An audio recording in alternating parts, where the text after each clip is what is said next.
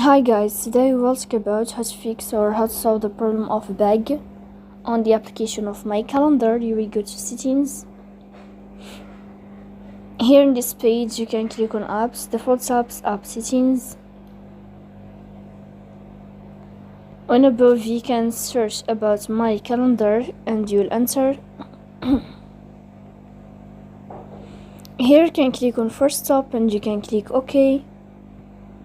After that you will enter to the window of storage. Then you can click on clear cache. Here you can go to Play Store. You will search about my calendar. And then, sorry, not here. Calendar player tracker. Here if you find update you can update your app.